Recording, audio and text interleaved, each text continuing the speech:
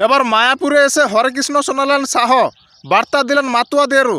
ভোটমুখী বঙ্গে বুধবার ঝটিকা সফর করলেন কেন্দ্রীয় স্বরাষ্ট্রমন্ত্রী অমিত শাহ। এদিন নদিয়ার মায়াপুরে ভক্তি সিদ্ধান্ত সরস্বতী মহারাজের 152তম জন্মতিথি উদযাপন অনুষ্ঠানে যোগ দিয়ে শাহর বার্তা, দেশের স্বরাষ্ট্রমন্ত্রী হিসাবে নয়, মহাপ্রভুর ভক্ত হিসাবেই এখানে এসেছি। পাশাপাশি নিজের বক্তব্যে হরিচাঁদ ঠাকুর ও গুরুচাঁদ ঠাকুরের প্রসঙ্গ তুলে মাতুয়া সম্প্রদায়ের উদ্দেশ্যেও বিশেষ বার্তা দিয়েছেন তিনি। শাহ বলেন, মাতুয়া সমাজও সমাজ কল্যাণের ধারণকে সর্বদাই এগিয়ে নিয়ে গিয়েছে। হরিচাঁদ ঠাকুর এবং গুরুচাঁদ ঠাকুর সমগ্র বিশ্বকে এই সম্প্রদায়ের সঙ্গে জোড়ার কাজ করেছেন।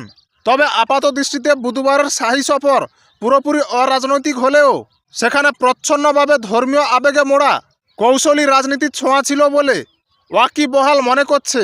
এদিন অনুষ্ঠানে বক্তব্য রাখতে গিয়ে শাহ যা বলেছেন তাতে তিনি ভোটমুখী বঙ্গে সুকৌশলে হিন্দুত্বে শান দিয়েছেন বলেও রাজনীতি কারবারিদের একাংশই মনে করছেন।